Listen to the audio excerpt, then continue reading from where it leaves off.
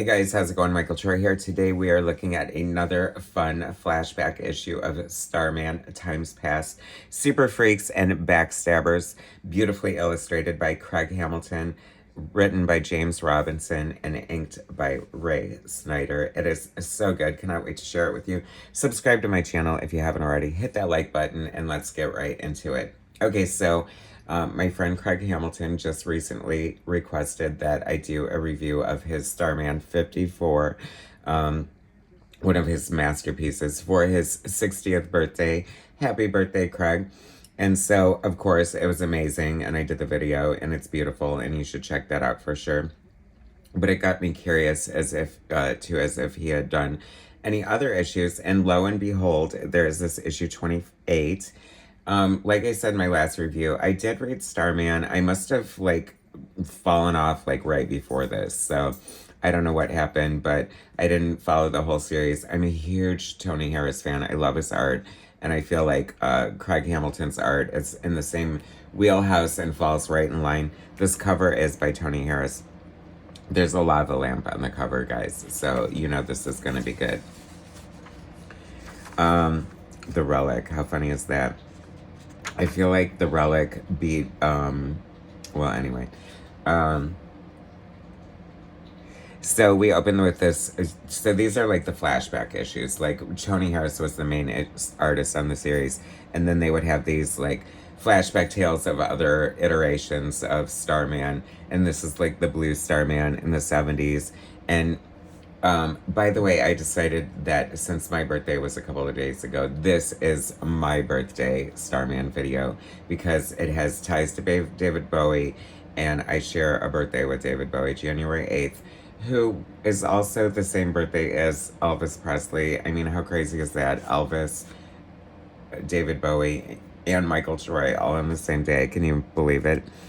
I love Craig Hamilton's art style. It is so gorgeous. Like, not even just the craftsmanship of his art, but the beauty of his storytelling is amazing. This is like the 70s, and we have David Bowie references, and I'm here for it. They're comparing him to like the David Bowie song, I guess they call me Starman, the man who fell to earth, or all that jazz, you know, the whole Bowie, if you know, you know. I love the just the elegant lines. I always describe Craig's style as like romantic. It's like a P. Craig Russell. It's definitely you know, Tony Harris, and I want to say like Dusty Abell. Has these kind of beautiful like hatching and shadows, and Ray Snyder is just like killing it on the inks. So we have sort of this fun foray into this life of this blue Starman. I mean, I have been at this club before. You know, if you watch my channel, that I love a good 2-page spread, and this is amazing. I have been at this club many times and captured the vibe perfectly. Writer James Robinson, artist Craig Hamilton, inker Ray Snyder, letters Bill Oakley and JQ, colorist Gregory Wright, assistant editor Chuck Kim, and editor Archie Goodwin. Now, the reason I think that Craig may have chosen issue 54 is because not only did he pencil it, but he also colored it and lettered it. And as much as I love Bill Oakley's letterings, I'm kind of missing the hand lettering that Craig did. It just like added so much to the aesthetic. But the colors are great. Gregory Wright is an amazing colorist. You can't go wrong with him. See what I mean? Just like the feathering and the finishes of the lines. It's just so beautiful. And just like such crisp points and detail, and just the way he's using like these lighting effects. Like, it's just really comes together gorgeously. A Tale of Times Past, 1976. Our 70s were arguably the best decade, only to be outdone or matched by the 80s. I mean, I'm a Gen Xer, what can I tell you? So he has this meeting with this other like blue person who sort of presents this challenge to him. This guy who I love, I feel like if I've been in this club, I've seen this guy. I love the chest hair. Love him pulling the cigarette out of the camel box with his teeth. Like, it is kind of like almost like a talking head's tale in a way, but through this crazy psychedelic lens. He gives us this challenge. We're gonna sit in this booth in the middle of this crowded club. By the way, I have herpes, which is lethal to our species, so I'm gonna die. But I want to go out with a bang, proving that I can best you. Um, Whoever wins doesn't walk away. You up for the challenge? What could go wrong? My God, like, talk about high concept. It is so amazing. You know, these flashback issues are next level. So good. Like, you know, the main story is about the legacy character, Starman, and him and his dad. And then they have these flashback stories, and I just love them. I mean, look at the beautiful, like, Alphonse Mucha Art Nouveau sort of montage we're getting out of the smoke from the frickin' cigarette, which even the ashtray is beautifully drawn. I love the Matchbox La Bombe. Craig signing the page as right he should. And another lava lamp on the table. It is so good. So then I love this sequence of like the Justice League or JSA, what have you, the Golden Age, Green Lantern, so cool. Martian Manhunter. Love, love, love everything about this. Like, this is just so cool. Love seeing the Dark Star in here. And just like the back and forth. And this is how you do like a Talking Heads comic and keep it interesting and beautiful. And I don't know, it's just so provocative and well laid out and well designed. And you know, Marvel outlawed smoking in their comic books, and DC has not banned them. And I have to say, you know, it's such an effective storytelling technique as seen here. But bad, bad, bad, of course. And then so he has this device that is going to like put them onto the playing field where they can have this battle. Of course, they take a few, you know, it's the 70s in a club, so they're going to be popping some pills. Quaaludes, I don't know, whatever they are. By the way, love the, like, the stars in the background. Oh, yeah, Starman, right? Anyway, what a beautiful two-page spread.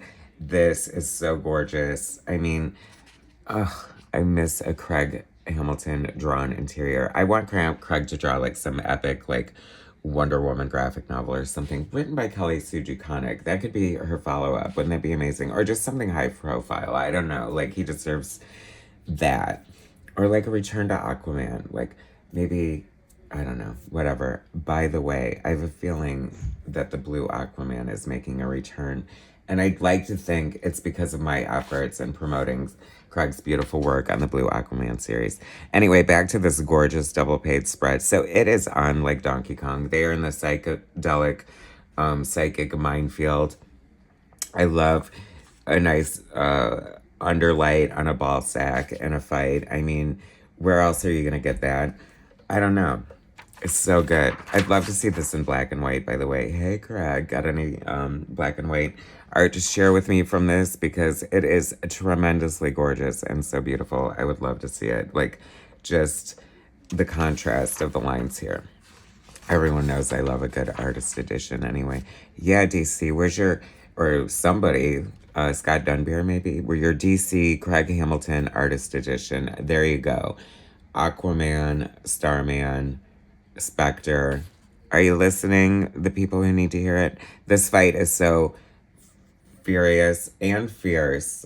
The only way you can describe a fight that is being, you know, with a disco ball at the center. Jack Kirby's Fourth World, written and illustrated by John Byrne with covers by Walt Simonson. Need to revisit that series for sure. Loved it, of course. Huge Byrne fan, as you know, if you watch my channel. Anyway, this fight is so epic. And of course, what's going to happen? Spoilers. And I rise. And Starman is the victor, of course.